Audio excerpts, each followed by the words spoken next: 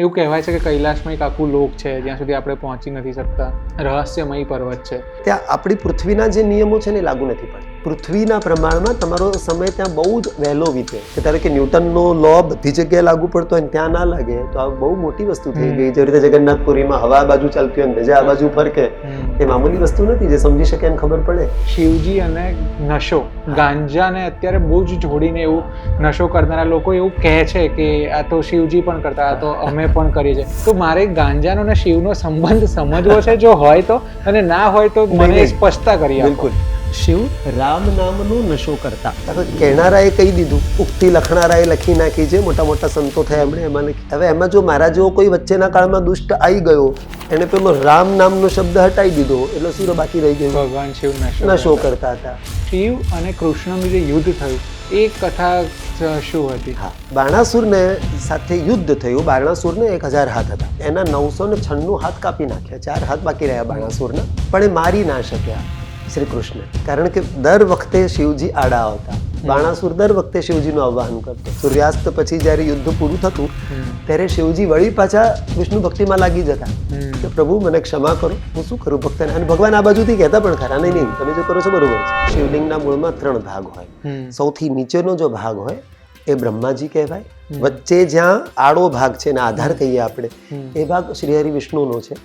અને ઉપરનું જે પિંડ છે એ શિવ તત્વ છે. એટલે શિવજીમાં એકચ્યુઅલી આપણે જે શિવલિંગ જોઈએ છે એમાં 3 વસ્તુ સમાહિત છે. આપણે ભગવાનને 2 હાથવાળા, 4 હાથવાળા, 1000 હાથવાળા માનીએ છીએ. આપણી ભક્તિનું એક સ્વરૂપ છે. આપણે જે પ્રમાણે આપણે જોઈએ તો આપણને એવું લાગે કે આપણા કરતા જે સુપર પાવર હોય કદાચ આપણા જેવું હોય, પણ આપણા કરતા વધારે હાથ હોય આવું. અને એ શક્તિ એવી છે જે સર્વત્ર વ્યાપ્ત છે. જેવી તમે ભક્તિ કરો એવા રૂપ ધારણ કરીને તમારી સામે આવે. હું ધારો કે શિવજીની ભક્તિ બહુ કરું અને હું શિવજીને એક ગાયના સ્વરૂપમાં જ જોઉં તો કદાચ જો મને પ્રસન્ન થાય શિવ, તો મારી સામે ગાય સ્વરૂપમાં જ આવશે, કારણ કે મેં એ જ રૂપમાં ભક્તિ કરી છે. જનરલી આપણે શંકર ભગવાનની પૂજા કરીએ એના માટે ઓમકાર છે અને ઓમ નમઃ શિવાય તો કરતા જ હોય છે. આ સિવાય કોઈ મંત્રો છે? તમારે જો શિવને ખરેખર પ્રસન્ન કરવા હોય ને બહુ શોર્ટ ટાઈમમાં પ્રસન્ન કરવા હોય તો સૌથી સારો શોર્ટકટ શિવજીને પ્રસન્ન કરવા હોય રામ. 2 જ અક્ષરનું નામ, 2 અક્ષરનું.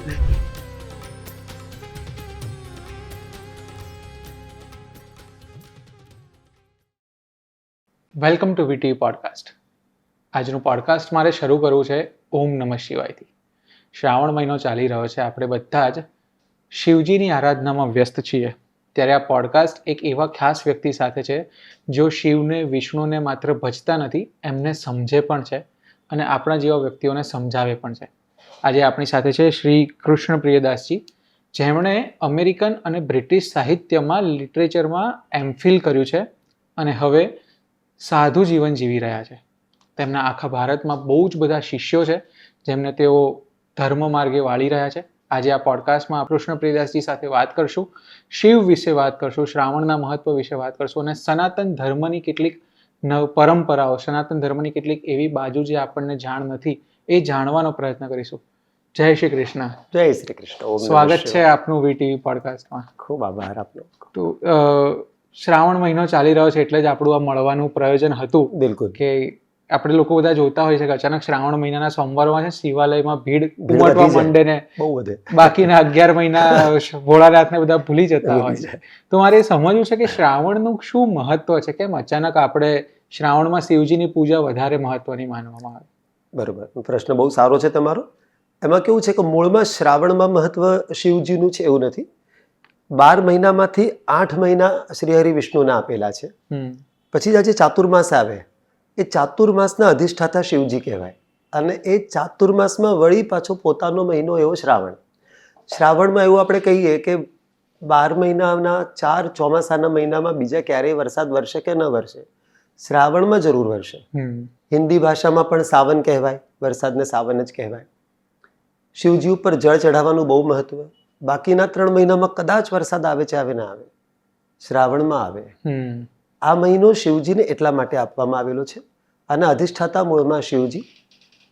વિષ્ણુની પૂજા બંધ થઈ જાય દેવશયની એકાદશીની સાથે, એ પછી શિવ ભક્તિ, પછી અંદર ગણપતિનો ઉત્સવ આવે, માતાજીના નવરાત્રિ આવે, પિતૃપક્ષ આવે, પિતૃઓને યાદ કરવાનું આ તે.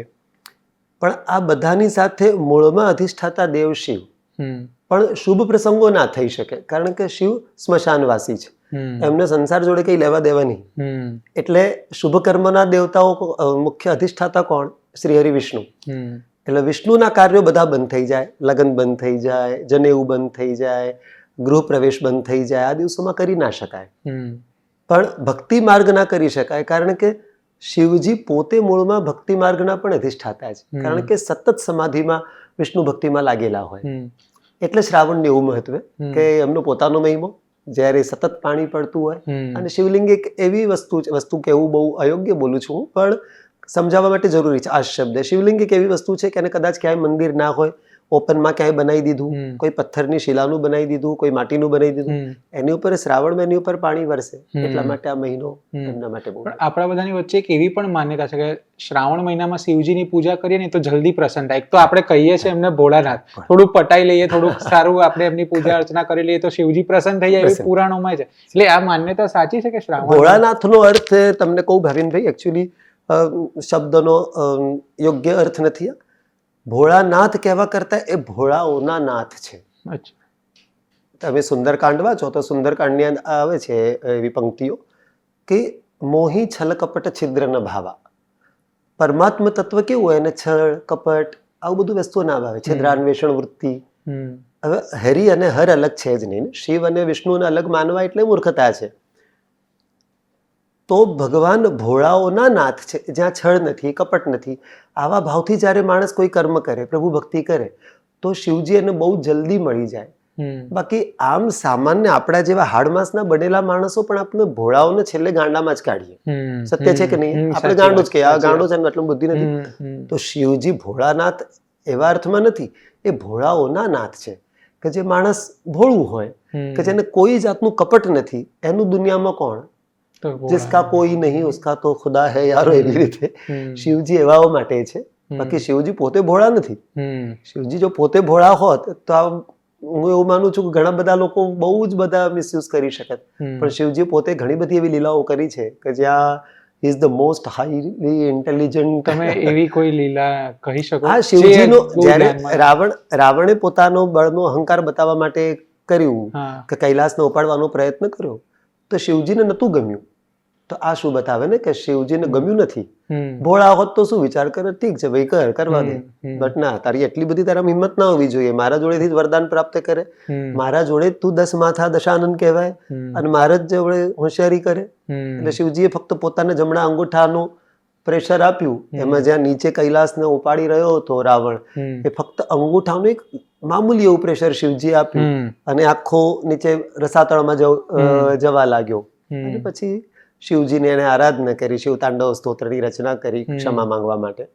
તો જો શિવજી ભોળા હોત તો આ શક્ય નહોતું. ભોળો માણસ તો કરવા દે, ઠીક છે ભાઈ, કર.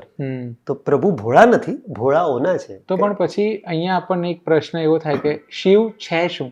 મતલબ શિવ તત્વ છે, શિવનો આદિ નથી, અંત નથી, એવું પણ આપણે કહીએ છીએ. તો શિવનો તમે સંસ્કૃત ગ્રામરમાં જો જોવા જાઓ તો શિવનો અર્થ થાય કલ્યાણ. અને કલ્યાણ વસ્તુ ભાવિનભાઈ એવી છે કે આપણે બહુ સાદી રીતે બોલી નાખતો હોય છે. ઘણા બધા વસ્તુની શું આપણને રૂટીન લાઈફમાં આદત પડી ગઈ, આપણે એના બહુ ગુહ્ય અર્થો સમજતા નથી. જેમ તેમ બોલી નાખીએ. 50 લાખનું કૌભાંડ કર્યું, 50 કરોડનું કર્યું. આ 50 કરોડ આપણા મગજમાં હોતા નથી. 50 કરોડ છે ભાઈ, મામૂલી નથી. એવી રીતે કલ્યાણ શબ્દ છે, સુખ શબ્દ નથી વાપર્યો. તો શિવનો અર્થ સુખ નથી, શિવ કલ્યાણકારી દેવ છે. શિવનો અર્થ જ કલ્યાણ થાય. અને કલ્યાણનો અર્થ ત્યાં થાય કે પૂર્ણ કલ્યાણ. કલ્યાણ અધૂરું ના હોય ક્યારે. તો કલ્યાણનો અર્થ શું થયો કે તમને સંપૂર્ણ મોક્ષ તત્વ સુધી લઈ જાય. તો શિવનો અર્થ જ મૂળમાં કલ્યાણ. તો જે તમને કલ્યાણ અપાવી શકે એ જે તત્વ છે. આપણે ભગવાનને 2 હાથવાળા, 4 હાથવાળા, 1000 હાથવાળા માનીએ છીએ. આપણી ભક્તિનું એક સ્વરૂપ છે. આપણે જે પ્રમાણે આપણે જોઈએ તો આપણને એવું લાગે કે આપણા કરતા જે સુપર પાવર હોય કદાચ આપણા જેવું હોય, પણ આપણા કરતા વધારે હાથ હોય આવું. અને એ શક્તિ એવી છે જે સર્વત્ર વ્યાપ્ત છે. જેવી તમે ભક્તિ કરો એવા રૂપ ધારણ કરીને તમારી સામે આવે. હું ધારો કે શિવજીની ભક્તિ બહુ કરું અને હું શિવજીને એક ગાયના સ્વરૂપમાં જ જોઉં, તો કદાચ જો મને પ્રસન્ન થાય શિવ, તો મારી સામે ગાય સ્વરૂપમાં જ આવશે, કારણ કે મેં એ જ રૂપમાં ભક્તિ કરી છે. અને એમના માટે કોઈ પણ આકાર લેવો અસંભવ નથી. કારણ કે આમ જોઈએ તો નિર્ગુણ છે, નિરાકાર છે, અને આમ નિરાકાર જોઈએ તો છે. સગુણ છે, સાકાર છે, એટલે દરેક આકાર લઈ શકે. હમ તો શિવ મૂળમાં તત્વ છે અને તત્વનો કોઈ આકાર હોય નહીં. હમ અને જેને આકાર જ નથી, જે મૂળમાં તત્વ જ છે, તો તત્વને આદિ પણ ના હોય, અંત પણ ના હોય. તો એ અર્થમાં છે. અચ્છા, મને એક અંગત મૂંઝવણ છે શિવની પૂજાને લઈને, એ પણ પૂછવું છે. જેમ કે થોડા દિવસ પહેલા હું એક બીજી જગ્યાએ રહેતો હતો ને ત્યાં ઘરની નજીક મહાદેવ હતું, હા. એટલે સ્થાપિત શિવલિંગ હતું. તો હા. હું એમનો જળાભિષેક કરતો હતો. હવે હું એવી જગ્યાએ રહું છું જ્યાં નજીકમાં નથી, હા. તો મારા ઘરમાં જે શિવલિંગ છે હા. એને હું રોજ જળાભિષેક કરું છું. તો મારા પપ્પા મને હંમેશા કહે છે કે ના, સ્થાપિત શિવલિંગની જ પૂજા થાય. એટલે તો મારે એ સમજવું છે કે શિવની પૂજા આવી રીતે ઘરમાં થઈ શકે કે મંદિરમાં જ જઈને કરવી પડે? થઈ શકે, પણ વધારે પ્રભાવક એવી જગ્યા હોય કે જ્યાં બહુ જ પૂજાતા હોય. ફક્ત શિવજીની વાત નહીં કરું, કોઈ પણ દેવી દેવતાનું. કારણ કે ત્યાં અસર શું કરે? ઓરા અને એનર્જી. ઓરા અને એનર્જી. અહીંયા તમારું બધું, આ તમારા સ્ટુડિયોમાં બધું સ્થાપિત છે. મને એવું કહો, તમે અહીંયા તમારા માટે શૂટિંગ કરવું સહેલું રહે કે બહાર? અહીંયા બધું સેટઅપ છે. તો એવી રીતે કોઈ પણ વ્યક્તિ ક્યારેય મંદિરમાં જાય તો શેના માટે જાય? એક પોઝિટિવિટી લેવા. બધાને ખબર નથી પડતું હોય તો બધાને એવું લાગતું હોય કે સુખ પામ. એકચ્યુઅલી એવું કંઈ હોય જ નહીં. દરેક વ્યક્તિ મંદિરમાં જઈને પાછો આવે ને ત્યારે મનને અડધા પ્રોબ્લેમ સોલ્વ થઈ ગયા હોય. તમે કોઈ કારણે દુઃખી હો, કોઈ આપણને દુઃખી કર્યા હોય, તે આપણે જ્યારે મંદિરમાં જઈએ, આસ્થાવાન લોકોની વાત કરું છું, જે માનતા નથી એમની વાત અલગ છે. એ વ્યક્તિ જ્યારે મંદિરમાં જાય ને, એ પહેલા બહુ દુઃખી હોય, પણ જ્યારે એ મૂર્તિની સામે પોતાનું દુઃખ કહીને આવે, આ તે આવે, એટલે અડધો તો હલકો થઈને જ આવે. તો આ ત્યાં શું કામ કર્યું? એનર્જીએ કામ કર્યું કે જ્યાં 50, 100 લોકો રોજ જઈને પોતાની આસ્થા કહેતા હોય, એક આશા સાથે જતા હોય, ત્યાંનો ઓરા, ત્યાંની એનર્જી આપોઆપ એવી પોઝિટિવ બને. જ્યારે તમે તમારી નેગેટિવ એનર્જી લઈને ત્યાં જાઓ પોઝિટિવિટીની આશાથી, તો એ એનર્જી તમને અસર કરે. બીજું, આપણા વાસ્તુ અનુસાર જે શિવલિંગોના ગુંબજ હોય, અષ્ટાકાર છે કે ષટકોણાકાર છે, અલગ અલગ, એ પણ કામ કરતું હોય. એટલે આ આકાર કે જે કોસ્મિક એનર્જીને પોતાની અંદર કેન્દ્રિત કરે, ત્યાં શિવલિંગ હોય કે શિવજીની જે પણ પરમાત્માના કોઈ પણ સ્વરૂપની મૂર્તિ હોય, તો એ કોસ્મિક એનર્જીને ત્યાં સ્થાન હોય અને એ તમારા અંદરની નેગેટિવિટીને ઓછી કરે. એટલે એ વધારે યોગ્ય કહેવાય. એટલે ઘણી વખત ઘણા મંદિરના ગર્ભગૃહમાં આપણે જઈએ ને તો આપણને એકદમ આમ શાંતિ ફીલ થતી હોય છે. ઘણા બધા મંદિરમાં અમે પર્સનલી પણ અનુભવ કર્યો છે. જે માણસો થોડો કઈ સેન્સ હોય ને, એ વ્યક્તિ આ વસ્તુ જે તમે કીધી એ 100% એને રિયલાઇઝ કરે જ. અને અત્યારે આપણે મંદિરોને એટલા બધા પ્રવાસન સ્થળ બનાવી દીધા છે કે તમે મતલબ આમ 2 સેકન્ડ લાઈનમાં ઉભા રહીને દર્શન કરી શકો ને, એ જ મોટી વાત થઈ જાય. ખરું જ, ખરું જ. પણ જેટલા લોકોની વધારે મુલાકાત થતી હોય ને મંદિરમાં દર્શનાર્થી તરીકે, એ મંદિરનો મહિમા વધારે હોય. એ છે. જ્યાં બહુ ઓછા લોકો જતા હોય ને, ત્યાં પછી તમને એટલું સારું ફળ ના મળે, કારણ કે પેલી એનર્જી મળે નહીં ને. જેટલા લોકોની આસ્થાની હોય, એનર્જી કામ કરતી હોય. મારે એ પણ પૂછવું છે કે આપણે શિવનો જળાભિષેક કરીએ, એમને દૂધ ચડાવીએ, જળ ચડાવીએ, કાળા તલ ચડાવીએ, એટલે આની પાછળ કોઈ પૌરાણિક કથા છે કે એનો કોઈ મહિમા છે? સાયન્ટિફિક રીઝન પણ છે અને પૌરાણિક કથા પણ થોડું બંને સમજાવો. બંને કહું તમને. પૌરાણિક મહત્વ એ છે કે શિવજીએ જ્યારે સમુદ્ર મંથન વખતે સૌથી પહેલા ઝેર નીકળ્યું હોય, સામાન્ય આપણના જેવાને શીખવાડવા માટે જ છે કે કોઈ પણ કાર્ય તમે ચાલુ કરો તો પહેલા ઝેર જ નીકળે. કોઈ પણ કામ તમે ચાલુ કરો ત્યારે સૌથી પહેલી નેગેટિવિટી જ આવે. લોકો ખરાબ કહેતા હોય, કોઈ તમને યશ ના મળે, આ તે આ ઝેર જ છે. એનું નામ કાલકૂટ ઝેર કહેવાયું હતું. પ્રભુએ પીધું. એ પીનારું બીજું કોઈ તૈયારી ના બતાવી, શિવજીએ. હવે શિવજીએ કાલકૂટ પીધું, એના કારણે જ ગરમી ઉત્પન્ન થઈ, પ્રચંડ ગરમી. ઝેરમાં ગરમી બહુ હોય, તો એ ગરમી ઉત્પન્ન થઈ એટલે દેવતાઓએ પછી એમની ઉપર જળ વર્ષાવ્યું. હવે એ સમય બરોબર આજે આપણે જેને શ્રાવણ મહિનો કહીએ છીએ, એ મહિનો હતો કે જ્યારે દેવતાઓએ ઘડાના ઘડા જળ એમની ઉપર નાખ્યું. અને આમ પછી એ ચાતુર્માસ કહેવાયું, વસ્તુ અલગ છે. તો એ આ સમય કે જ્યારે પ્રભુ ઉપર જળ વરસાવવામાં આવ્યું કે પ્રભુને ઠંડક મળે. કારણ કે કાલકૂટ વિશે એટલે જ ભગવાન ગળામાં સર્પ ધારણ કરે, કારણ કે સર્પને પોતાને ભલે અંદર ઝેર હોય, પણ સર્પનું શરીર ઠંડુ બનાવ્યું છે, એનું લોહી ઠંડુ હોય, તો એટલા માટે પ્રભુ ગળાની અંદર વાસુકીને ધારણ કરે. બીજી વસ્તુ એ કે સાયન્ટિફિકલી એનું બહુ મહત્વ છે કે શિવલિંગ જે વસ્તુ છે ફક્ત શ્રી વિગ્રહ એટલે મૂર્તિ. એ શિવજીની ફક્ત એક મૂર્તિ નથી. તમે આ જો અણુ રિએક્ટરો જાણતા હો, આપણે એટોમિક રિએક્ટર્સ, તો એના જે ગુંબજો હોય એ એક્ઝેક્ટ એનો આકાર શિવલિંગનો જ હોય છે. હવે એ મૂળમાં આપણા પિરામિડ્સ આપણે જોઈએ તો પિરામિડ પણ કોસ્મિક એનર્જીને પોતાની અંદર ગ્રહણ કરતા હોય. ગ્રીક લોકો કરતા પણ ભારતીય જે ઋષિ મનીષીઓ હતા એ વધારે હાઈલી ઇન્ટેલિજન્ટ પ્રજા હતી. આજે શિવ સ્વરૂપમાં દરેક જગ્યાએ ગામ ગામ ઠેર ઠેર શિવ મંદિરોની સ્થાપના કરી. તમે જોતા હશો કે વિષ્ણુના સ્વરૂપોના મંદિરો ઓછા હોય, કારણ કે વિષ્ણુના સ્વરૂપો મૂર્તિ સ્વરૂપ હોય. એમને 2 હાથ 2 પગ, ચક્ર, શંખ ચક્ર, માતાજી હોય બાજુમાં. તે શિવજી માટે એવું બધું આવશ્યક નથી. તમે એક શિવલિંગ મૂકો, મૂળમાં જે આખું જે શિવલિંગ હોય ને એનો 1/3 ભાગ હોવું જોઈએ ઉપરની, આપણે પિંડ કહીએ એને, ઉપરની જે પિંડી હોય એની સાઈઝ 1/3 હોવી જોઈએ. ઓકે. ટોટલનું જો તમારે 9 આવતું હોય તો ઉપરનો ભાગ કેટલો હોવો જોઈએ? 3 હોવો જોઈએ. આ 9 સેન્ટીમીટર હોય તો પેલું 3 સેન્ટીમીટર, આ 9 મીટર હોય તો પેલું 3 મીટર હોવું જોઈએ. હવે આનું સાયન્ટિફિક બહુ મહત્વ છે. હવે આની ઉપર જો તમે તલ ચઢાવો તો તલ ખરેખર લોકો ઉપર ચઢાવે છે, ખોટું છે. શિવલિંગના મૂળમાં 3 ભાગ હોય. સૌથી નીચેનો જો ભાગ હોય એ બ્રહ્માજી કહેવાય. વચ્ચે જ્યાં આડો ભાગ છે ને આધાર કહીએ આપણે, એ ભાગ શ્રીહરિ વિષ્ણુનો છે. અને ઉપરનું જે પિંડ છે એ શિવ તત્વ છે. એટલે શિવજીમાં એકચ્યુઅલી આપણે જે શિવલિંગ જોઈએ છે એમાં 3 વસ્તુ સમાહિત છે. હવે આ જે ઉપરનો જે ડોમ જેવો આપણે આકાર જોઈએ છે કે જે અણુ રિએક્ટરો જેવો હોય, એની ઉપર પાણી જ્યારે તમે નાખો અને એ પાણી એ આકાર ઉપરથી જ્યારે વહીને પછી આવે તો એની અંદર એક અલગ પ્રકારની એનર્જી હોય. એટલા માટે તમે બીજા બધા ભગવાનોની જોશો કે આખી પ્રદક્ષિણા થાય, શિવજીની ના થાય. તમારે એક આ બાજુથી જવું પડે ને બાકીની આમ જઈને કરી આવવી પડે. એને ઓળંગવું બહુ, કારણ કે એની અંદરથી જે વાઇબ્રેશન્સ નીકળતા હોય એ આપણા શરીરના પ્રજનન તંત્ર, કારણ કે જ્યારે તમે કોઈ વસ્તુનો ક્રોસ કરો એટલે બહુ સ્વાભાવિક છે એ જળની ઉપરથી તમારા 2 પગના વચ્ચેનો ભાગ એટલે પ્રજનન તંત્ર વાળો ભાગ જવાનો. તમે જો 100 પ્રદક્ષિણા કરો, 150 પ્રદક્ષિણા, જે પણ નિયમ હોય એ પ્રમાણે જો તમે ત્યાંથી જાઓ તો એના જે વાઇબ્રેશન્સ કે એ જે એની અંદરથી નીકળતી હોય, કારણ કે પેલા ડોમ શેપ ઉપરથી આવેલું પાણી છે, એ તમારા પ્રજનન તંત્રને નુકસાન કરે.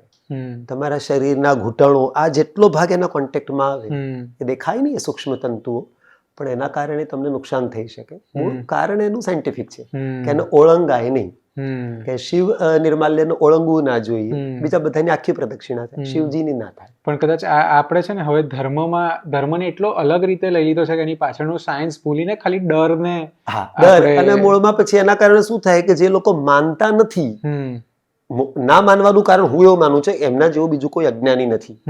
ઘણી વસ્તુ એવું કે આપણને ખબર ના હોય તો એ માનવું જોઈએ.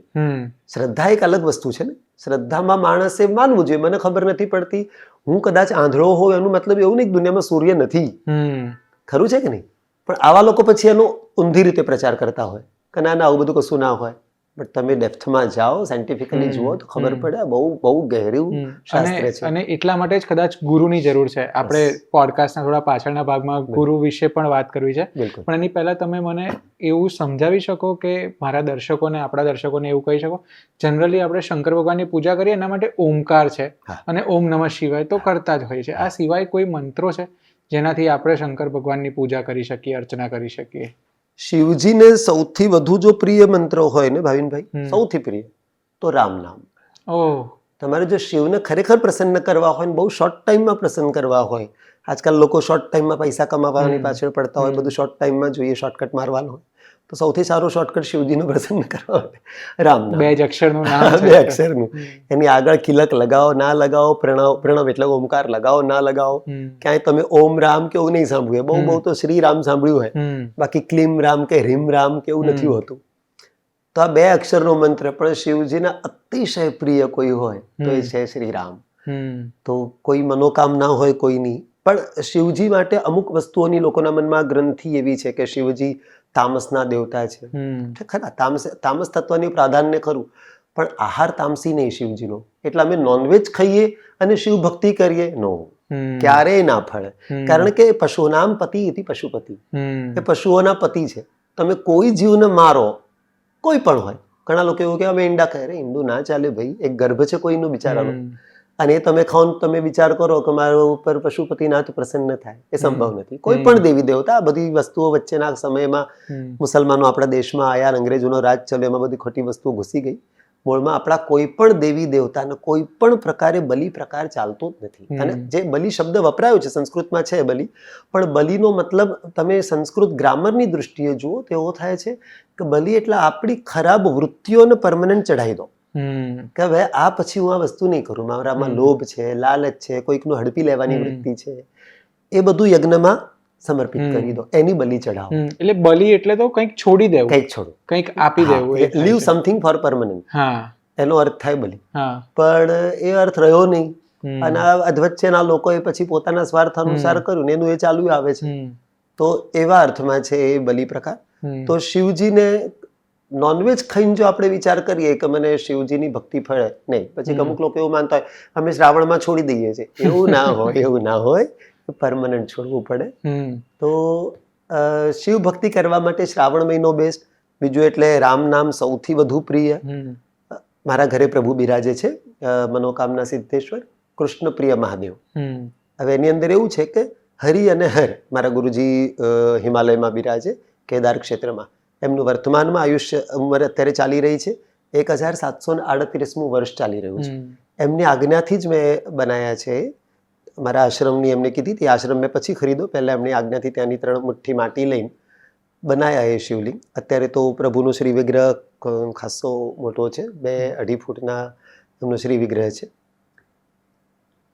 તો અમારા ગુરુજીનું ખાસ આ વસ્તુ વિશે કહેવું છે આ કે અગર तुम हमेशा के लिए नॉनवेज छोड़ते हो, हमेशा के लिए किसी भी जीव हिंसा को जानबूझ के नहीं करते या उसका भक्षण में नहीं लाते हो, तो शिव भक्ति में राम नाम से बड़ा कोई मंत्र नहीं है शिवजी को प्रसन्न करने हेतु. અને ફક્ત જો કદાચ કુંડળી અનુસાર કે ગ્રહો અનુસાર તમને શિવનો જ મંત્ર કીધો હોય તો ઓમ નમઃ શિવાય છે. એમાં માતાઓ બહેનો માટે ઓમ શબ્દ વર્જ્ય કહેવાયો છે. માતાઓ બહેનોએ ઓમ શબ્દ એટલે પ્રણવનો ઉચ્ચાર ના કરવો જોઈએ, અને ગાયત્રી મંત્ર ખાલી નમઃ શિવાય બોલો. નમઃ શિવાય એટલા માટે જેને પંચાક્ષરી મંત્ર કીધો. હમ. નમઃ શિવાય 5 અક્ષર થઈ ગયા, અને પુરુષો કરે તો ષડાક્ષરી થાય, કારણ કે ઓમ એમાં એડ થયો. માતાઓ બહેનોને ગાયત્રી મંત્ર પણ અલાઉ નથી. એમના શરીરની જે ભગવાનની રચના કરી છે એની અંદર વાઇબ્રેશન્સ અસર ખોટી રીતે કરે, એટલા માટે અલાઉ નથી આ. એમાં ઘણા લોકો કહેતા હોય કે કેમ ભાઈ અમે સ્ત્રીઓ છે તમારે કેમ નહીં? એવું ના હોય. અમારે સ્ત્રી આ કઈ સ્ત્રી સમાનતાની વાતોની નથી, એની પાછળ ઋષિ મુનિનું ગહેરું સાયન્સ એટલે એમાં એવી એક ચર્ચા હંમેશા સતત ચાલતી આવે છે કે સ્ત્રીઓથી શિવલિંગની પૂજા થાય કે ના, ગૃહમાં જવાય કે ના જવાય. જવાય. શિવ પૂજા બિલકુલ સ્ત્રીઓ દ્વારા કરાય, પણ નમઃ શિવાય બોલી, ઓમ નહીં બોલવા, ઓમ બોલીને. અને માતાઓ બહેનોને પેલા જે 4-6 દિવસ અશુદ્ધિ ના હોય એનું ધ્યાન રાખીને કરે તો કોઈ ના. પાર્વતી માતા સ્ત્રી જ હતા, એમણે પોતે જ કરે પ્રસન્ન કરવા માટે. એટલે સ્ત્રીઓ માટે વર્જ્ય નથી, પણ નમઃ શિવાય બોલતા બોલતા અને શુદ્ધિનું ભાન રાખી. તમે નોનવેજ વાળી વાત કરતા ને ત્યારે મને એક બીજી વસ્તુ યાદ આવી ગઈ કે શિવજી અને નશો, ગાંજાને અત્યારે બહુ જ જોડીને એવું નશો કરનારા લોકો એવું કહે છે કે આ તો શિવજી પણ કરતા, આ તો અમે પણ કરીએ છીએ. અને એના કારણે શંકર ભગવાનની ભક્તિનો એક આખો ટ્રેન્ડ છે કે હા મારા દોસ્તને પણ એ પણ મહાદેવ જાય છે ને હું પણ મહાદેવ જાઉં, પણ એવી રીતે એટલે ભક્તિ શ્રદ્ધા ના થાય. તો મારે ગાંજાનો અને શિવનો સંબંધ સમજવો છે, જો હોય તો, અને ના હોય તો મને સ્પષ્ટતા કરી આપો. બિલકુલ. મૂળમાં શું છે, નવી જનરેશનમાં બહુ જ છે, સો કોલ્ડ નવી જનરેશન હું કહીશ. આશરે 30-35 વર્ષની ઉંમર સુધીની જે જનરેશન છે ને, હવે નવા આવતા જાય એમાં જોડાતા જાય. એમાં ઉત્તર ભારતમાં તો બહુ જ વધારે છે, દક્ષિણમાં તો નથી ભગવાનની દયાથી. ઉત્તર ભારતમાં બહુ છે. એમાં તમે દિલ્હી બાજુ જાઓ તો બહુ જ વધારે બધા બહુ મોટા મોટા જ્ઞાનીઓ, કોલેજમાં ભણનારાઓ, અને આવી તમે કીધી એવા પ્રમાણના સવાલો પૂછતા હોય. ખરેખર પ્રભુ શિવ રામ નામનો નશો કરતા. હવે કહેનારાએ કહી દીધું, ઉક્તિ લખનારાએ લખી નાખી છે, મોટા મોટા સંતો થયા એમણે એમાં લખી. હવે એમાં જો મારા જેવો કોઈ વચ્ચેના કાળમાં દુષ્ટ આવી ગયો, એને પેલો રામ નામનો શબ્દ હટાવી દીધો એટલે શું બાકી રહી ગયું? ભગવાન શિવ નશો કરતા હતા. બીજું એટલે નશાનો અર્થ અહીંયા કેવો છે કે નશામાં માણસ સતત એક જ તંદ્રામાં લાગેલો રહે. દારૂડિયો દારૂના જ નશામાં એને કંઈ સંસાર જોડે લેવા દેવાનું, એ જ્યાં સુધી એના મગજ ઉપર ફરતું હોય એક અલગ જ દુનિયામાં હોય. શિવજી સમાધિમાં રહે એટલે સતત એ રામ તત્વમાં, વિષ્ણુ તત્વમાં જ સમાહિત હોય. ગાંજો કે આવી બધી જે ભાંગરો, આ બધી વસ્તુઓ જે લોકો લેતા હોય એના કારણે બીજું આપણે હોળી વખતે શું ખાય? ભાંગ. આ બધી વસ્તુ લેવાથી કેવું થાય ને કે આપણે જોયું છે કે ભાંગ લેનારો માણસ છેલ્લે એને ભાંગ પીતા પહેલા જે કંઈ પણ કરતો હોય પછી એ વસ્તુ રિપીટેશનમાં થાય. ધારો કે ખાતો હોય તો ખાતો જ રહે, એ હસતો હોય તો હસતો જ રહે. એટલે લોકોને એવું લાગે કે આવું કરવાથી જો હું ઓમ નમઃ શિવાય જપીશ તો એ ઓમ નમઃ શિવાય મારું ચાલતું જ રહેશે. કદાચ ચાલતું હશે, કરનારાનું થતું હશે ખબર નહીં, પણ તમારું મન તો એમાં છે જ નહીં. હમ આ તો તમે પેલું સ્વિચ ચાલુ કરો ને મંત્ર જાપનું મશીન ઓમ નમઃ શિવાય બોલતું રહે તેને કંઈ પુણ્ય ના મળે. હમ તો તમે નશો કરીને તમે એવો વિચાર કરો કે મેં નશો કર્યો ભાંગરાનો કે આનો, અને પછી હું એવો વિચાર કરું કે મેં આટલા કલાક સુધી મને રોજ ઓમ નમઃ શિવાયના જાપ થાય છે, એના ફળ ના મળે, એવું બધું ના હોય. તમે એ ટાઈમે નશામાં હતા, તમે પોતાનામાં જ નહોતા, તો ભગવાનમાં તો ક્યાંથી હો. એટલે એ નશો ના બધું કરવું તો તદ્દન કોને, પ્રભુએ ક્યારેય નશો નથી કર્યો, ભગવાને હરિ નામનો નશો કર્યો છે. આપે કહ્યું કે વિષ્ણુના આરાધક શિવ ને શિવના આરાધક વિષ્ણુ, એટલે કૃષ્ણ પણ વિષ્ણુનો જ અવતાર છે. તો આ શિવ અને કૃષ્ણનું જે યુદ્ધ થયું એ કથા શું હતી? હા, શિવજી અને કૃષ્ણ આમ તો વિષ્ણુનું સ્વરૂપ વિષ્ણુનું સ્વરૂપ શ્રી કૃષ્ણ ભગવાન. જ્યારે કૃષ્ણ જન્મ થયો ત્યારે કૃષ્ણના પુત્ર પ્રદ્યુમ્ન અને પ્રદ્યુમ્નનો દીકરો અનિરુદ્ધ. અનિરુદ્ધને પ્રેમ થયો બાણાસુરની દીકરી ઉષા સાથે. બાણાસુર નામનો રાક્ષસ હતો અને બાણાસુર બહુ પ્રચંડ શિવભક્ત હતો, બહુ ગજબનો શિવભક્ત. એટલે એવું એમ સમજો કે જેવી રીતે રાવણને શિવજી સદૈવ પ્રસન્ન રહેતા, 24 કલાક એમના માટે પ્રેઝન્ટ રહે, એવી રીતે બાણાસુર માટે શિવજી સદૈવ રહેતા તૈયાર. આપણે લોકો મોટાભાગે શિવભક્ત તરીકે રાવણનો જ ઓળખીએ છીએ, પણ બાણાસુર પણ બહુ સારો ભક્ત હતો શિવજીનો. હવે એની દીકરીના પ્રેમમાં કોણ પડ્યું? કૃષ્ણનો પૌત્ર અનિરુદ્ધ. હવે અનિરુદ્ધે એનું હરણ કરવા માટે જ્યારે ગયો ત્યારે બાણાસુરે અનિરુદ્ધને પકડી રાખ્યો, એને કેદ કરી રાખ્યો. કૃષ્ણને આ વસ્તુની બિલકુલ ખબર નથી. જ્યારે કેદ થઈ ગયા પછી આખી વાત પડી કે ભાઈ શું થયું, આવું ખબર પડી એને. તો કૃષ્ણ ભગવાન પછી ગયા કે એવું થોડી ચાલશે ભાઈ, આપણું ગોત્ર જ ફક્ત અલગ છે, બાકી વિવાહ સંભવ છે, જાતિ બહારનો વિવાહ નથી. તું વૃત્તિઓના કારણે તું અસુર છે, બાકી આમાં તારા અસુરતા નથી, અને તારે તો મૂળમાં દીકરી આપવાની છે. પ્રશ્ન અમારો હોવો જોઈએ કે કોઈ પુરુષના ઘરમાં બહારનું કાસ્ટ વાળું કે જે પણ પરંપરાના વિરુદ્ધના ના આવવું જોઈએ. એવા લવ મેરેજ અરાઉ નથી, તું તો દીકરીનો બાપ છે, તારે શું પ્રોબ્લેમ હોવો જોઈએ, અને મારો છોકરો એ બાબતે લાયક છે, પૌત્ર. કૃષ્ણ ભગવાન એને છોડાવવા માટે ગયા. હવે જ્યારે છોડાવવા માટે ગયા તો બાણાસુરે શિવજીની આરાધના કરી, એટલે બાણાસુરને સાથે યુદ્ધ થયું. બાણાસુરને 1000 હાથ હતા, એમાં શિવજીએ યુદ્ધ કરીને એના 996 હાથ કાપી નાખ્યા. 996 હાથ કાપી નાખ્યા, 4 હાથ બાકી રહ્યા બાણાસુરના. પણ એ મારી ના શક્યા શ્રી કૃષ્ણ, કારણ કે દર વખતે શિવજી આડા આવતા. બાણાસુર દર વખતે શિવજીનું આવાહન કરતો.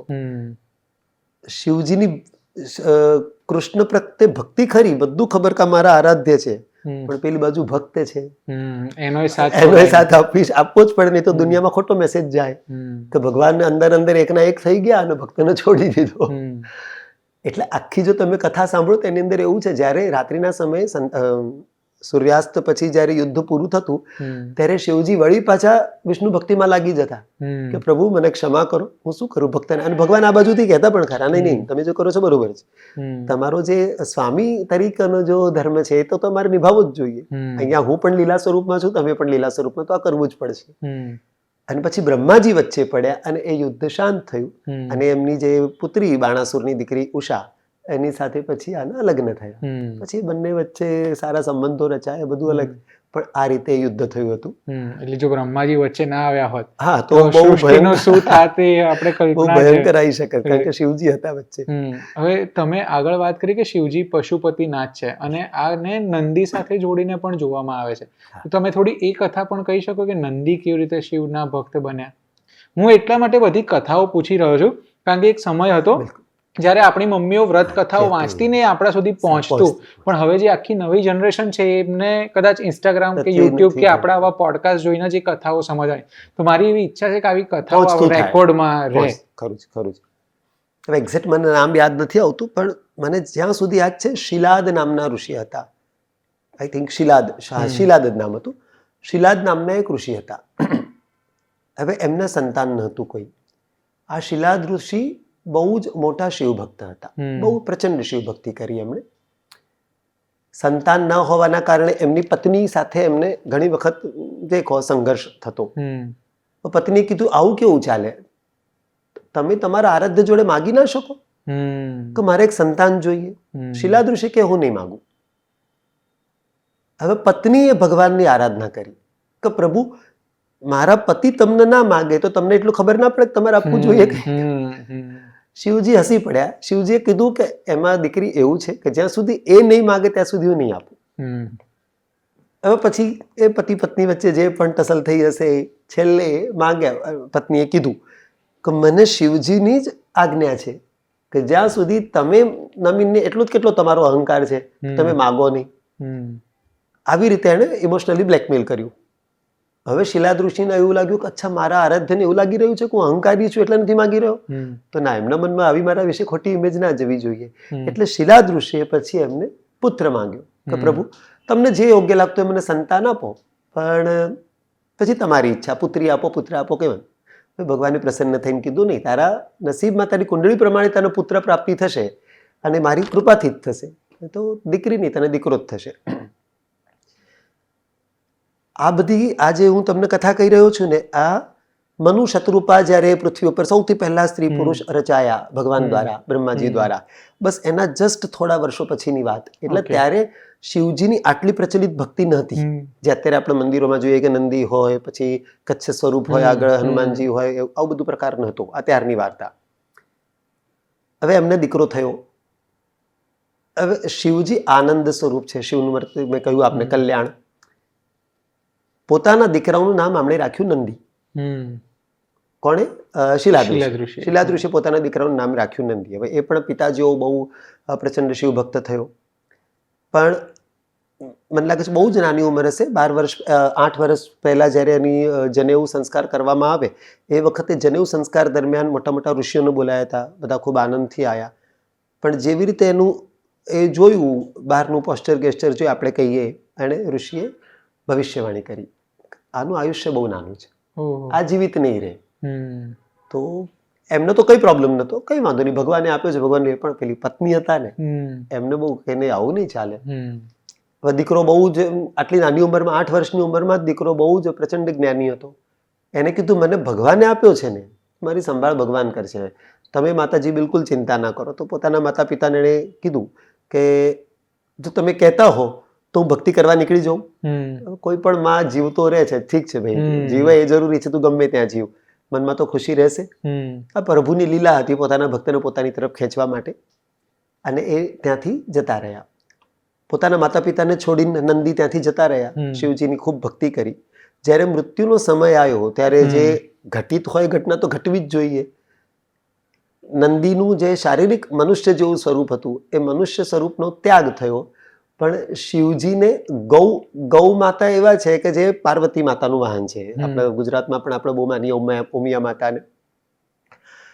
તો ગૌવંશની જ કોઈ વસ્તુ જોઈએ, એટલા માટે એને પછી માથું કોનું આપવામાં આવ્યું, જોઈએ તે ગણપતિ ભગવાનના હાથીનું માથું આપવામાં આવ્યું. એવી રીતે ગૌ માતાના નંદીનું એટલે બળદનું જે ચહેરો હોય આપવામાં આવ્યો. શરીર નંદીનું હતું અને એ પછી નંદિકેશ્વર તરીકે, નંદી તરીકે પૂજાયા. અને પછી કીધું હવે તમે અખંડ રહેશો. એટલે એમને પ્રાપ્ત કરવા માટે હજી પણ એવું કહેવાય કે શિવજીના મંદિરની બહાર અને પ્રતીક્ષાનું સ્વરૂપ છે, ધીરજનું સ્વરૂપ છે નંદી. એટલે મૂળમાં આ વાર્તા છે કે નંદીની શિવ સાથે જોડાણ કઈ રીતે થયું. તો શિવ કૃપા જ છે. એટલે ભક્તિની આવી બધી વાતો સાંભળીએ ને ત્યારે તો આપણને એવું થાય કે આપણે તો કંઈ જ નથી કરતા, આપણે તો માત્ર એક જીવન ક્રિયાના ભાગ રૂપે જે મશીનની જેમ જ કરીએ છીએ. આપણે આગળ વાત કરીએ એમાં આપના ગુરુજી વિશે વાત કરી કે જે કેદારમાં બિરાજમાન છે. હવે કેદારની સાથે સાથે કૈલાશ ઉપર પણ હવે બહુ બધી ચર્ચાઓ થાય છે. એવું કહેવાય છે કે કૈલાશમાં એક આખું લોક છે જ્યાં સુધી આપણે પહોંચી નથી શકતા, રહસ્યમય પર્વત છે. તો આપ એના વિશે થોડો પ્રકાશ પાડી શકો? કઈ મારા ગુરુજી, જે મેં આપને કહ્યું કે અત્યારે એમનું વર્તમાનમાં ઉંમર ચાલી રહી છે 1738 વર્ષ, હજી પણ હયાત છે. શરીર ઉપર એક પણ વસ્ત્ર ધારણ ના કરે. બહુ જ આવું બોલવું ના જોઈએ, પણ બહુ અલમસ્ત શરીર છે. બરફ સિવાય જમીન ઉપર પગ નથી મૂકતા. 1999માં એ છેલ્લે જમીન ઉપર પગ મૂક્યો હશે, અમદાવાદમાં આવ્યા હતા ત્યારે. અને એ જ વખતે મને શક્તિપાત દીક્ષા મળી એમના તરફથી. એ પછી ક્યારે આવ્યા નહીં. એક જણાનું વચન હતું, એ વચન નિભાવવા માટે આવતા હતા દર વર્ષમાં એકવાર અમદાવાદ. હું દિવસમાં 5 વખત સ્નાન કરું. રાત્રે 2 વાગે મારું પહેલું સ્નાન હોય અને સ્નાન કરીને પછી હું ધ્યાન કરવા માટે બેસું. ધ્યાનમાં બેસું એટલે ગુરુજીના દર્શન થાય, કારણ કે એમને જ આપેલી શક્તિઓ છે, મારું પોતાનું કશી કમાણી નથી. હું તો બધું રેડીમેડ ખાઉં છું. તો એ ધ્યાનની અંદર સાયન્ટિફિકલી જો આપણે મોડર્ન થિયરીથી આપણે નામ લઈએ તો એને આલ્ફા પ્લસ પ્લસ લેવલ કહેવાય. મોડર્ન એની સાથે આપણે એનો ઉલ્લેખ કરીએ તો એમાં હું આલ્ફા પ્લસ પ્લસ લેવલમાં જતો હોઉં. એટલે ત્યાં પછી મને ગુરુજીના દર્શન થાય, સંવાદ થાય એમની સાથે, બધી વસ્તુઓ કે એટલે એમના દ્વારા જે મને કૈલાશ વિશે જે કહેવામાં આવ્યું છે એ હું એ જ કહીશ, કારણ કે મને પોતાને તો ગયો નથી એટલે ખ્યાલ નથી.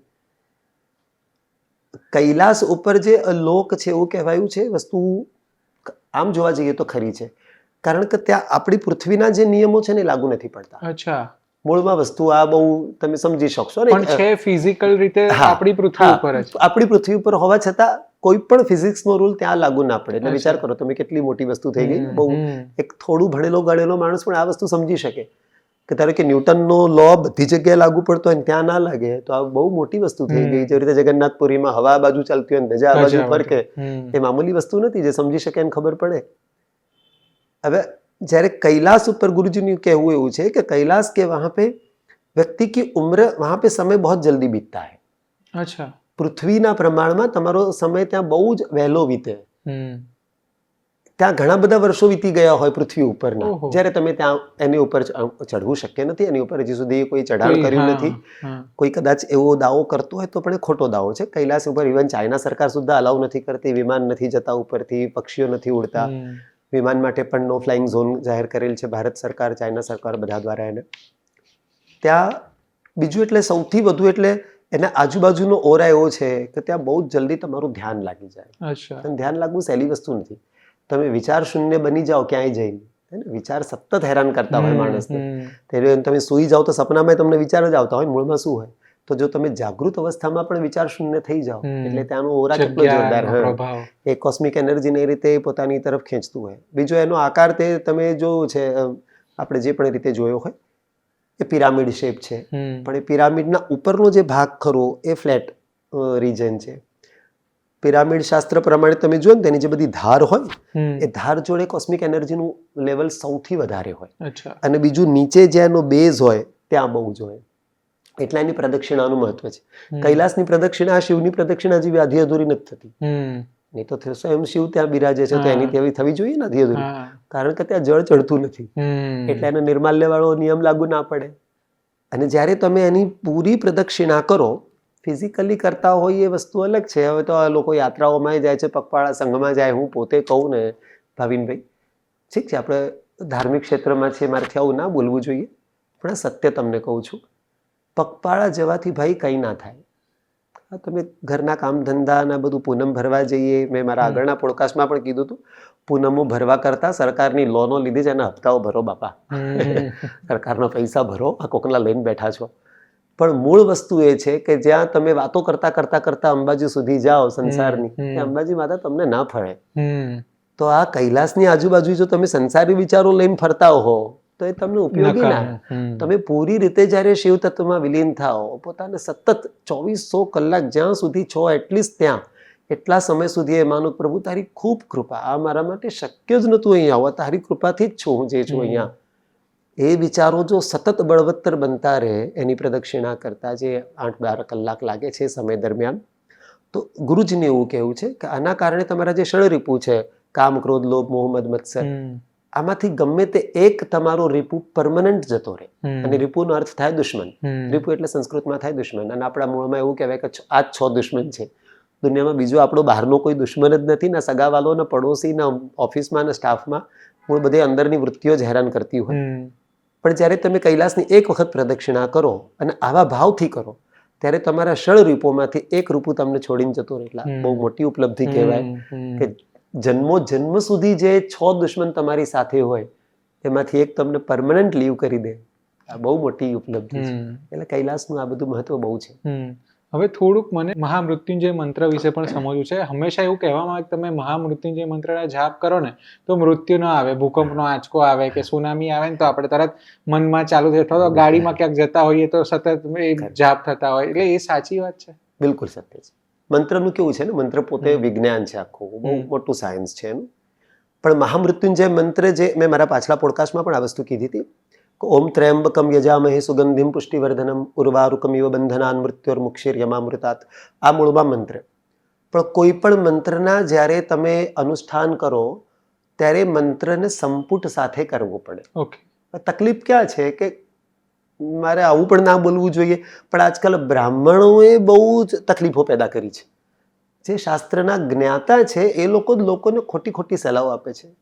ત્રીજા દિવસે 12મું પતાવી દેતા હોય, તમે જોયું હશે સમાજની અંદર આપણે જોઈએ, એનું નામ જ 12મું છે ભાઈ, એ 12મા દિવસે જ થાય કોઈના ગયા પછી. એ તો એનું બીજું નામ ના આપ્યું હોત, પણ એનું નામ 11મું 12મું 10મું 9મું કેમ પાડ્યું? પણ આવા તત્વો વચ્ચે આવી ગયા હોય, પોતાની બીજે ક્યાંક 12માની પૂજા ઓક્યુપાય થયેલી હોય અથવા બુકિંગ થયેલું હોય તો આ ગરકને મારે જવા નથી દેવો, કે નહીં ચલતા હે 3 દિનોं के बाद कर दो चलेगा 12मुं. એ 12મું કેવી રીતે થાય? તો બસ સેમ વે અત્યારે તમે પ્રશ્ન શું પૂછ્યો તમે મને કે મહામૃત્યુંજય જપ, તો ઓમ ત્ર્યંબકમ યજામહે તમે કરો તો તમારું થઈ જશે એવું ના હોય, એની સાથે સંપુટ લગાવવો પડે. અને એનો સંપુટ આગળ ને પાછળ બંને મળીને એક સાયકલ પૂરી થતી હોય.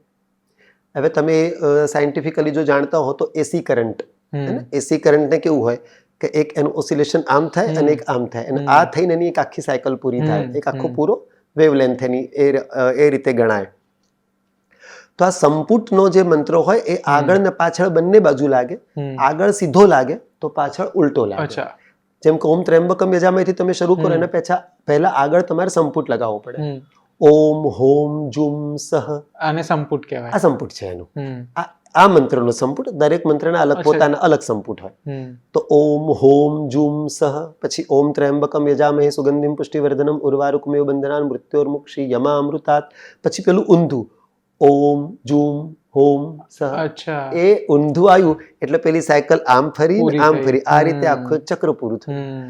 અને એટ ધ સેમ ટાઈમ તમારું મન સતત પરમાત્મામાં હોય તો 100% તમારું મૃત્યુ, અકાલ મૃત્યુ ટળે.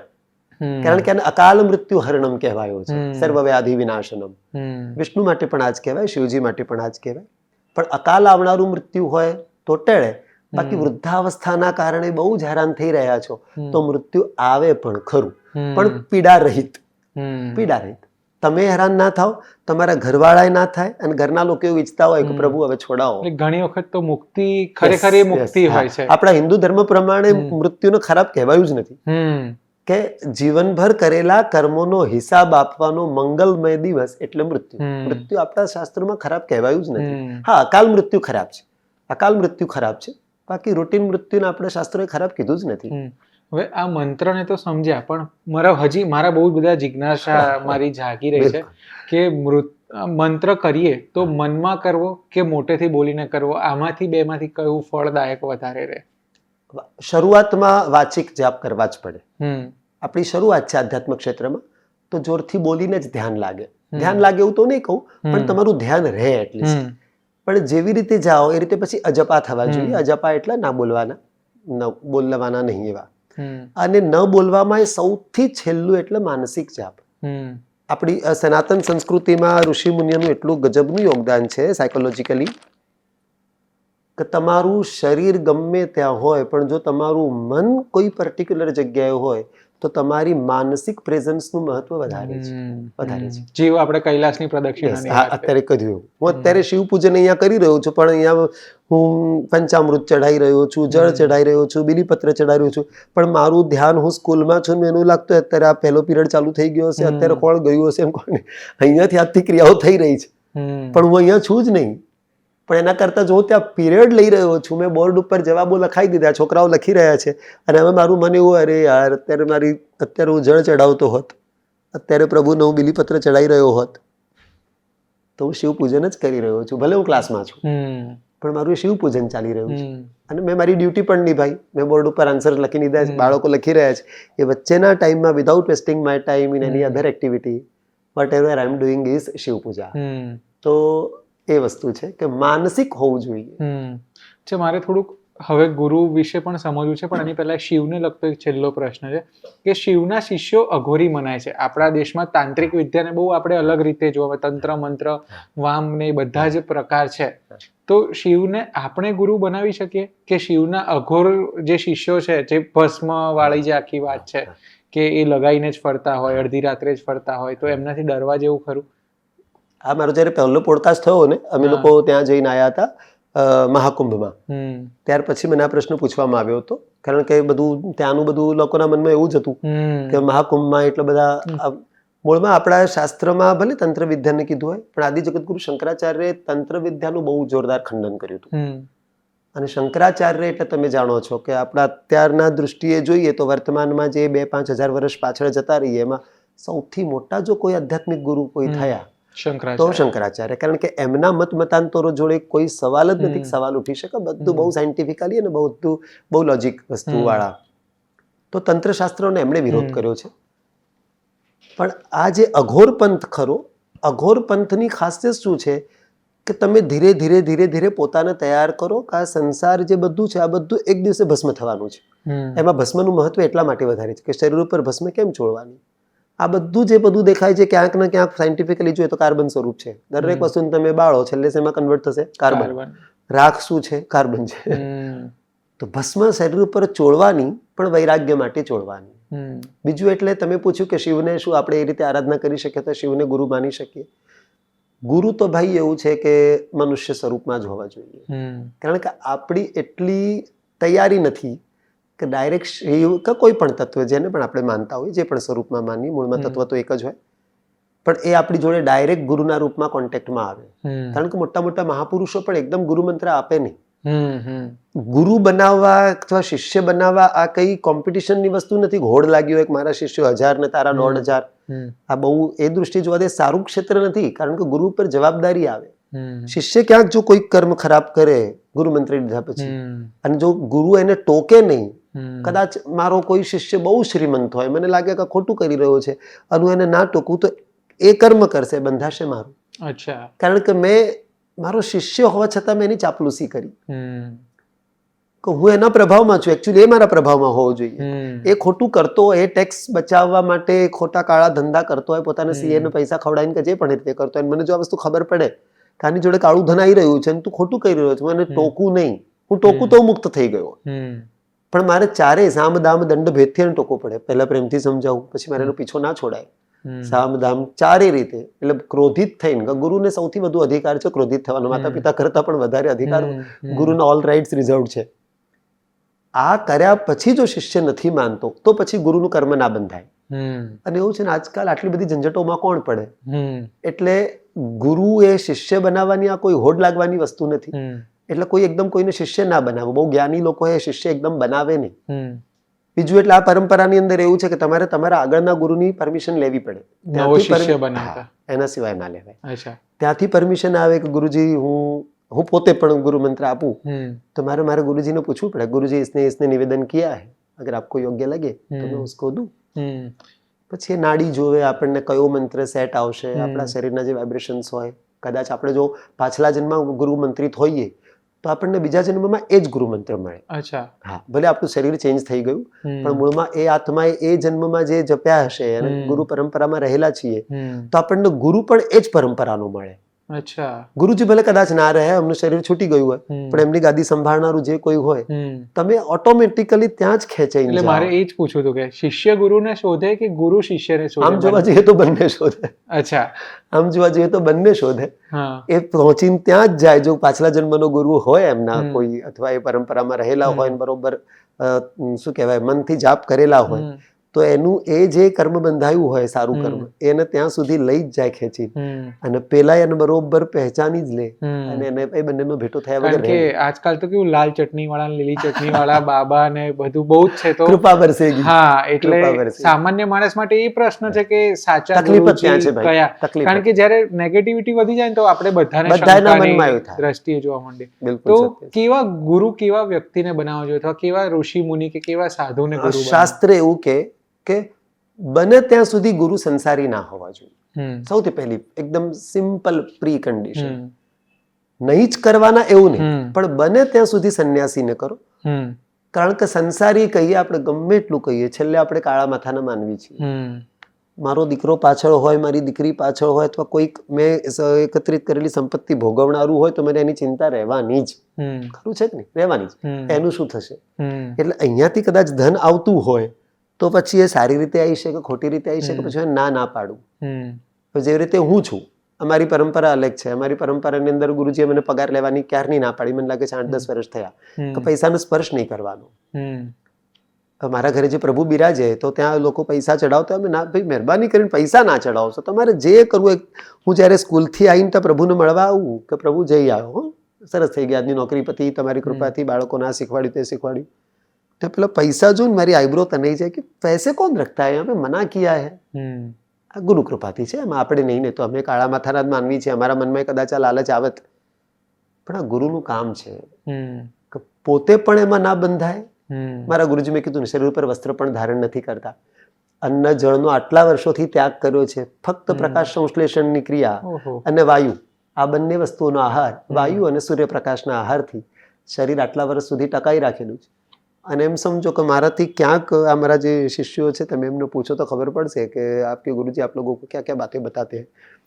આંતરે દિવસે એવું થાય કે હું છોકરાઓને કહું કે આજ તો પડીએ, બરોબર કી દાંટ પડી, મારાથી ક્યાંક કંઈક ચુકાઈ ગયું હોય એટલે પછી બાબાજી બરોબરની લેફ્ટ રાઈટ લઈને. અને હું એવું માનું છું કે ગુરુ એને જ કહેવાય. આ દુનિયામાં એવું છે ને ભાવિનભાઈ, ચાપલુસી કરનારા બહુ જ મળશે, પણ તમારા મોઢે કડવું બોલીને તમને સારા માર્ગે લઈ જનારા, જે ખરેખર તમારું સારું ઈચ્છે છે ને, એ તમને ટોકશે જ. મા બાપ આપણને ટોકે જ. રોડ ઉપર ચાલતા પાનના ગલ્લા ઉપર બીજો કોઈ છોકરો હશે ને તો મા બાપ નહીં ટોકે, પણ જો પોતાના છોકરાને જોઈ લ્યો બીડી સિગરેટ પીતો, એ ટોકશે, કારણ કે એનું આંતરડી બળી રહી છે. એટલે ગુરુનું રિલેશન અથવા પ્રિય વ્યક્તિ હોય, હું માનું છું સૌથી પ્રિય, અમારા ગુરુજી એવું કહે, સૌથી તમારો સ્નેહી એ જ છે કે જે તમને ખોટું કરતા રોકે. એ ત્યાં તમારી ચાપલુસી ના કરે કે ના ના કર તમે ખોટા રવાડે ના ચડાવે, જેવી રીતે શકુનીએ ચડાયા દુર્યોધનને. અચ્છા, મારે તમારું અને તમારા ગુરુજી કેવી રીતે મળ્યા, એમની જીવનશૈલી શું છે એ પણ સમજવું છે, કારણ કે તમે કીધું કે એ જમ્યા જ નથી ઘણા સમયથી. પણ એની પહેલા મારે એ પૂછવું છે કે શિષ્ય તરીકે ગુરુની પરીક્ષા થાય કે ગુરુ આપણની પરીક્ષા કરે આપણને શિષ્ય બનાવતા પહેલા? શિષ્યથી ગુરુનું પરીક્ષણ કરવું એનો વિચાર સુદ્ધા ના કરાય. એટલે ત્યાં સુધી પ્રોહિબિશન છે, વિચાર સુદ્ધા ના કરાય. મેં એમના એક વખત સત્સંગ સાંભળ્યો તો મને બહુ જ ગમ્યો હતા એમના શબ્દો. આપણા નિરૂમાના મેં શબ્દો સાંભળ્યા હતા. એક વખત તમે ગુરુ બનાવ્યા ને, શબ્દો કદાચ સમજવામાં થોડા અભદ્ર ભાષા જેવું લાગે, પણ અભદ્ર નથી, બહુ મિનિંગફુલ છે. પછી बाद में गुरु नंगा भी नाचता है ना, शिष्य को वो ध्यान रखने का नहीं. तुम्हारी वृत्ति एक बार तुमने उनको समर्पित कर दी ना वृत्तियां, फिर अब तुम्हारा काम नहीं उनकी गलतियां ढूंढना, वो तुम्हारी गलतियां ढूंढेगा. और अगर मानो ऐसा होता है तो मुझे लगता है कि मुझे प्रभु की तरफ नहीं ले जाते. અત્યારે हमारे थोड़ा દિવસ પહેલા દ્વારકા પીઠના શંકરાચાર્યજી સાથે મુલાકાત થઈ. એમની સાથે બહુ પ્રેમ મળે છે અમને એમનો, મારા બધા શિષ્યો પ્રત્યે તો એમને બહુ જ લગાવ છે. સદાનંદ સરસ્વતીજી મહારાજ, શારદા પીઠના આપણા શંકરાચાર્ય ગુજરાતના. તો એમને પ્રશ્ન પૂછવામાં આવ્યો આજ કે આવું આવું છે, તો બહુ સારા શબ્દો કીધા, સરસ શબ્દો કીધા એમણે. ગુરુ જો તમને ભગવાન તરફ ના લઈ જાય તો ગુરુનો ત્યાગ કરી દો, કારણ કે તમારું અંતિમ ગંતવ્ય પરમાત્મા છે. જો ગુરુ તમને પોતાનામાં ફસાઈ રાખે, તમને ભગવાન તરફ લઈ જ ના જાય. એટલે કોઈકે એવું પૂછ્યું હતું કે અમારા માતા પિતા અમારો વિરોધ કરે છે, અમે ભગવાનના રસ્તા જઈએ તો, અમે ફિલ્મો જોવા જઈએ તો અમને વાંધો નથી આવતો, અમે હોટેલોમાં જઈએ, રેસ્ટોરન્ટ્સમાં જઈએ, ગમે તેવા કપડાં પહેરીએ ત્યાં વાંધો નથી આવતો, ઉલટા અમને ધક્કા મારે છે. મંદિર ક્યાં કર રહ્યા હે, બહુ મંદિર કરે છે આજકાલ. જા ભાઈબંધો જોડે જરા પિક્ચર જોઈએ, ભાઈબંધોને કહેતો આને લઈ જતા જાઓ થોડા આમ તેમ. તો क्या गुरुजी क्या करे, हम जरा सा प्रभु भक्ति करते हैं, मैं मेरे घर पे आसन लेके बैठता हूँ, भगवान का नाम, तो इतनी कचकच हो जाती है मम्मी पापा की चालू, उनको लगता है बाबा जी बन जाएगा, ये है वो है. तो ऐसे टाइम पे क्या किया जाए? तो शंकराचार्य प्रभुએ એવું કીધું કે મા બાપ નહીં હો તો તમને મા બાપથી પણ ઊંચી વસ્તુ એવી ગુરુ વિશે કહીશ, ત્યાગ કરી દો. એવા વ્યક્તિની સાથે રહેવાનું જ નહીં કે જે તમને ભગવાન તરફ જતા રોકે. બાબાજી બની જવું જરૂરી થોડી છે. સંસારમાં રહીને તમે એવું કેવો નિષ્કર્ષ કાઢ્યો કે બાબાજી જ બનશે? સંસાર ત્યાગવો સહેલો નથી ભાઈ. સંન્યાસી બનવું, બાબા બનવું, કેટલી બધી વૃત્તિઓનો ત્યાગ હોય. ફક્ત કોઈ 2 મિનિટ માળા લઈને બેસે, થોડી વાર વધારે મંદિર જાય, મતલબ બહુ ના નિષ્કર્ષ કરાય કે આ બાબા બની જશે. બહુ સહેલી વસ્તુ થોડી છે. ઘણા બધા ત્યાગ કરવા પડતા હોય, કોઈ ના બને. બહુ મોટા ત્યાગ છે એની અંદર. એટલે એમણે ત્યાં સુધી કહી દીધું કે પછી ગુરુનો ત્યાગ કરી દો. એટલે એક બાજુ શંકરાચાર્ય જેવા વ્યક્તિ એવું પણ કહે છે કે ત્યાગી દો. નિરૂમાએ કીધું એવું કે તમારી નિષ્ઠા પછી પૂરેપૂરી હોવી જોઈએ, જો કદાચ એવું લાગતું હોય તો લીવ હિમ. તો ગુરુ પણ એ ખરું કે આપણાથી ગુરુની પરીક્ષા ના કરે, ગુરુ આપણું પરીક્ષણ કરે અને ગુરુ સતત પરીક્ષણ કરતા રહે. કારણ કે તમે સંસારમાં રહો છો, ક્યાંક કોઈ વૃત્તિ તમને લાગુ પડી ગઈ તો કાઢવી તો પડશે જ. તો કાઢવા માટે ગુરુ થોડા થોડા દિવસે અલગ અલગ એમને અલગ પોતાના માપદંડો હોય, એ પ્રમાણે પરીક્ષણ કરતા જ રહે અને ટોકતા જ રહે. એમનું કામ જ મૂળમાં ટોકવાનું, કારણ કે પ્રેમ છે ને, નિસ્વાર્થ પ્રેમ છે.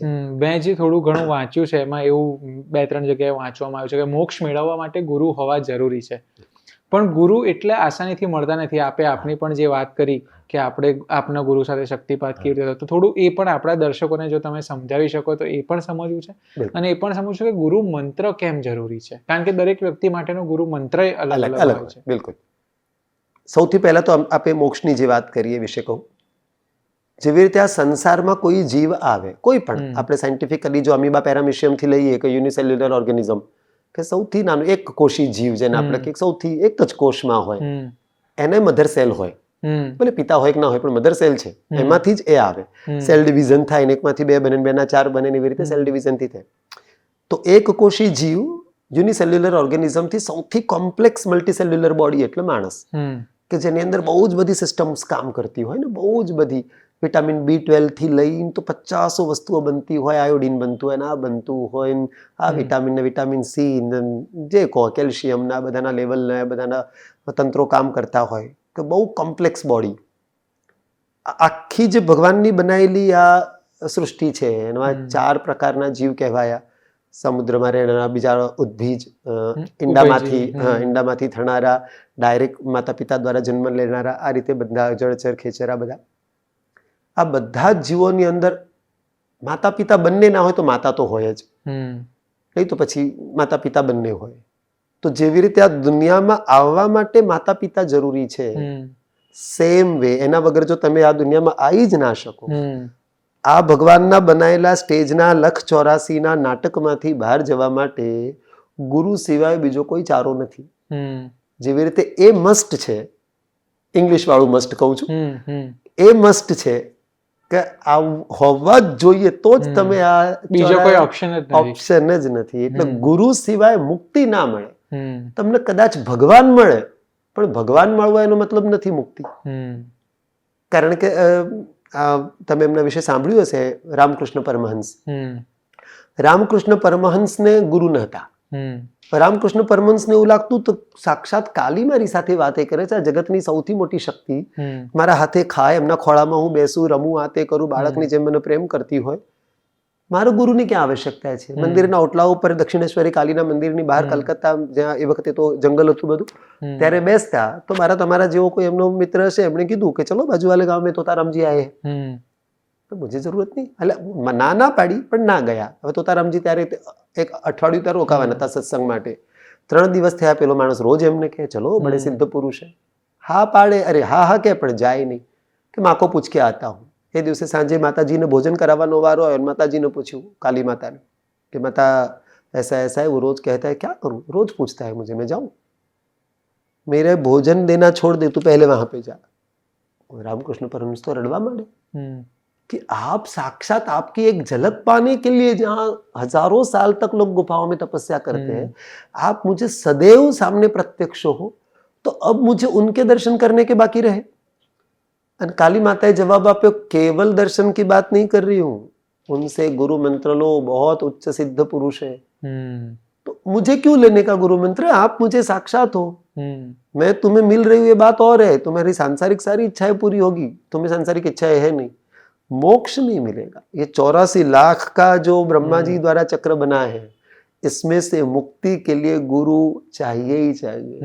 અને એટલે એમણે પોતાની આત્મકથામાં લખેલું છે કે એ દિવસે હું માતાજીને ભોગ પણ ના આપ્યો, હું મૂકું છું, જો તું મારા માટે મોક્ષ જ ના આપતી હોય તો જાતે ખાઈ લે, હું જઉં છું.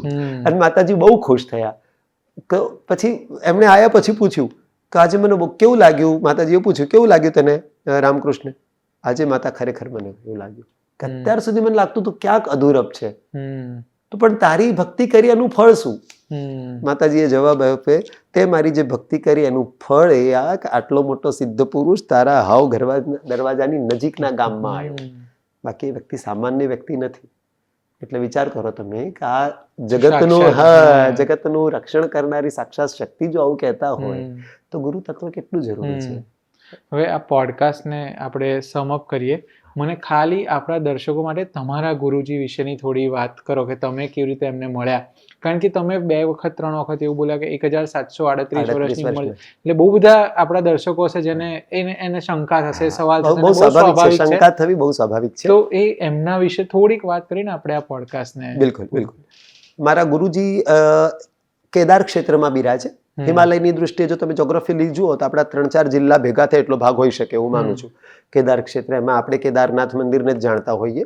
એના પાછળના જે બધા પર્વતો ખરા એ બધો ભાગ બરફથી આચ્છાદિત, એ બધો ક્ષેત્ર કેદાર ક્ષેત્ર કહેવાય, કેદાર ઘાટી. ત્યાં ગુરુજી 12 મહિના બિરાજે. હવે તો બિલકુલ પૃથ્વી આ જમીન ઉપર પગ નથી મૂકતા. એ 1999માં છેલ્લી વખત આવ્યા હતા આપણા અમદાવાદના રાયપુર જોડેના ભાગમાં. એમના ગુરુભાઈની ત્યાંના એક લોજવાળાએ બહુ સેવા કરી હતી. એ કાકા બહુ ઉંમરલાયક હતા, મને એક્ઝેક્ટ નામ યાદ નથી.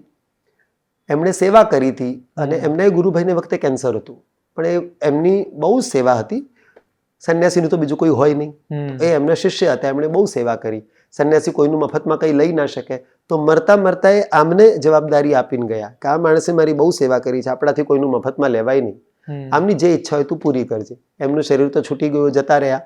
હવે આમણે એમને પૂછ્યું કે મારા ગુરુભાઈની તમે બહુ સેવા કરી છે, હું તમારા માટે શું કરી શકું. એ માણસે બહુ ઉચ્ચ કક્ષાના હતા, એમણે કીધું મારે તમારા જોડેથી કંઈ ના જોઈએ, મને એક વચન આપો કે તમે દર વર્ષે અમદાવાદમાં આવશો, એક વખત આવો, એક દિવસ માટે આવો, પણ આવો. ઠીક છે, માગ્યું છે એટલે આપવું પડશે ને, એના કારણે આવતા. મને તો ખાસ ખબર નથી એમના વિશે એ વખતે, બહુ અજાણ હતો. મારી ઉંમરે બહુ નાની હતી, 24-25 વર્ષનો હતો. સ્કૂલમાંથી એ વખતે ખબર પડી કે આવી રીતે મહારાજજી આવેલા છે ત્યાં, કોઈ હિમાલયના સિદ્ધ પુરુષ. અમારા પ્રિન્સિપલ સર જોડે મેં પરમિશન માંગી. એમને કીધું ઠીક છે, જાકે આવો. હું ગયો ત્યાં, તો એમની જોડે ભેટો થયો, ઘણા બધા એમણે સવાલો કર્યા મને. અને એ દરમિયાન પછી જે માતા પિતાના આશીર્વાદ અને પાછલા જન્મનું જે કંઈ હશે એના કારણે મને એમણે શક્તિપાત દીક્ષા આપી. ત્યારે મને એવું લાગતું હતું કે એમની ઉંમર કદાચ 99 કે 100 વર્ષ કે એની આસપાસની હશે. પછી જ્યારે ખબર પડી ત્યારે ધ્યાનમાં આવ્યું કે બાબાજી તો 1738 વર્ષ, એટલે આ વર્ષે 1738 થયું, ગયા વર્ષે હું 1737 કહેતો બધાને, તો એટલા વર્ષના છે. અને ધ્યાનમાં એ બધી વસ્તુઓ કે મીરા એસી થી, તુલસીદાસ એસે થે, કારણ કે એમના સામે જ બધું આવી ગયું. અંગ્રેજો એમના સામે આવીને ગયા, મુગલકાળ એમની સામે આવી ગયો, બધા વિશે બધું કહેતા હોય. અમને જ્યારે ભક્તિ માર્ગ વિશે જ્યારે મને સમજાવે ધ્યાન અવસ્થામાં, ત્યારે ઘણી વખત ટોકે, ત્યારે કહેતા કે ऐसा नहीं था, बड़ी मीरा की बातें करते हो, मालूम है मीरा ऐसी थी, मीरा 2400 घंटे रुदन करती थी, रोती थी, मतलब ऐसा नहीं कि कोई देखे तो उसका दिमाग खराब हो जाए, भी क्या है दिन भर रोती है, उस अर्थ में नहीं, विरह में रोती थी.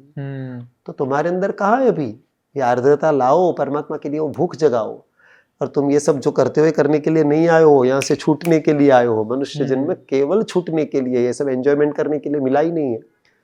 એટલે આવું બધું એમના દ્વારા મને ખબર પડે. પછી એક વખતે હિંમત કરીને મેં પૂછ્યું હતું ધ્યાન અવસ્થામાં એમને કે ગુરુજી આપ આહાર વગેરે, અરે બચ્ચા હમ કहाँ કોઈ આહાર લેતે હૈ, ઇધર દિખતા હૈ તુમકો કોઈ. અને હું જ્યારે ધ્યાન અવસ્થામાં, મેં કીધું ને તમને α++ લેવલમાં છે એટલે આંખો સામે બધું દેખાય, ચારે બાજુ બધો કમ્પ્લીટ બરફ આચ્છાદિત, કમ્પ્લીટ બરફ. અને એવા બરફની વચ્ચે મોટી મોટી જટાઓ, માથા ઉપર જટા ધારણ કરેલી હોય છે, અને પ્લસમાં બરફ ઉપર એમના વાળ આમ રેંગતા હોય, શરીર ઉપર એક પણ વસ્ત્ર નહીં, ભસ્મ લગાવેલી હોય, અને એક અલગ જ મસ્તીમાં બરફના ગોળા લઈને ઉછાળતા હોય, ખડખડાટ હસતા હોય. અને એવી અવસ્થામાં જે પ્રશ્ન પૂછીએ તો જે એનાથી રિલેટેડ પણ ખડી બોલી છે, એટલે સાદી ભાષામાં, સંસારીઓની ભાષામાં કહીએ તો બહુ પ્રેમથી વાત ના કરે. એ બોલવાનું એમનું બહુ કડક બોલી હોય. વારે ઘડી આમ સમજો ને કે તમારા અહંકાર ઉપર ચોટ કરનારું જ બોલે. અને જે ગુરુનું મૂળ કર્તવ્ય જે છે તમારા અહંકારને ના વધવા દે, એટલે વારે ઘડીએ તમારું એ કરે, મર્દન કરે તમારા અહંકારનું. અને નસીબ છે માતા પિતાના આશીર્વાદ કે આવા સદગુરુ પ્રાપ્ત થયા. આઈ હોપ કે આ પોડકાસ્ટ જેટલા દર્શકોએ સાંભળ્યું છે એમને પણ ગુરુ પરંપરા વિશે બહુ જ જાણવા મળ્યું છે. શિવની ઘણી એવી વાતો કરી જેમાંથી 2-4 વાતો તો યાદ રાખવા જેવી એ છે, અને થોડીક કથાઓ આપણે રેકોર્ડ પર મૂકી તો આપનો ખૂબ ખૂબ આભાર કે સમય કાઢ્યો અને શ્રાવણના આવા પવિત્ર મહિનામાં આપણને આટલું વાત કરવાનો, મને તમારી સાથે સંવાદ કરવાનો મોકો મળ્યો. 2-3 વખત આપણું પોડકાસ્ટ ઠેલાયું ને અંતે આપણે આજે ભેગા થયા, એ ડેસ્ટિની હું સમજુ છું. મને પણ ખૂબ આનંદ થયો. મૂળમાં મને તમારા પ્રશ્નો બહુ ગમ્યા, કે ખરેખર તમારા પ્રશ્નો પબ્લિકને, સામાન્ય જનના પ્રશ્નો હોય છે. અમે જ્યારે ક્યાંય જઈએ, હું સત્સંગ કરવા માટે જાઉં, વિષ્ણુ સહસ્ત્રનામ અમે પાઠ કરવા માટે જઈએ, ક્યાંય આમંત્રણ, સુખ દુઃખના પ્રસંગો જે પણ હોય, તો આમંત્રણ પહેલા 12 દિવસ તો ના જોઈએ, કોઈને ત્યાં મૃત્યુ વગેરે થયું હોય તો, કારણ કે સૂતક પાતક નડતું હોય. 12 દિવસ પછી જઈએ, અને શુભ પ્રસંગોમાં તો ગમે ત્યારે જવાય. તો ત્યાં લોકો આવા બધા પ્રશ્નો પૂછતા હોય છે, બહુ જ જનરલ વ્યક્તિને ટચ કરનારા પ્રશ્નો, અને તમે બધા આવરી લીધા. એ મૂળમાં મને ગમ્યું કે બહુ એક સામાન્ય વ્યક્તિના પ્રશ્નો કે જે બહુ જ હેરાન કરતા હોય, અને એનું નિરાકરણ ક્યાંય મળતું ના હોય. એટલે હું એવું નહીં કહું કે મારું આ બધું યોગ્ય જ નિરાકરણ છે, પણ મને મારા ગુરુ પરંપરામાં જે જાણવા મળ્યું શાસ્ત્રો, એ મેં આપને કહ્યું. એટલે અમારી એ જ કોશિશ હોય છે કે સામાન્ય લોકો જે આ પોડકાસ્ટ જોવાના છે, તો એમને જેટલું આપણે માહિતી પહોંચાડી શકીએ, તો આપનો અને મારો જે પણ થોડો સમય છે, એમનો થોડો સમય છે, યોગ્ય લાગે. પણ આપનો ખૂબ ખૂબ આભાર કે આપણે આટલો સરસ સમય આપ્યો. તમને પણ આ પોડકાસ્ટ કેવું લાગ્યું એ તમે અમને કમેન્ટમાં કહેજો. જો બીજા કોઈ પ્રશ્ન હોય તો પણ કહેજો. આપણે કૃષ્ણ પ્રિયદાસજીને એવું હોય તો ફરી એકવાર સમય લઈને મળીશું અને તમારા પ્રશ્નો વિશે નિરાકરણ કરીશું. બાકી હું તમને મળીશ એક નવા પોડકાસ્ટ સાથે, એક નવા ગેસ્ટ સાથે આવતા શુક્રવારે. ત્યાં સુધી આ ચેનલને લાઇક કરજો, સબસ્ક્રાઇબ કરજો અને બેલ આઇકન દબાવજો.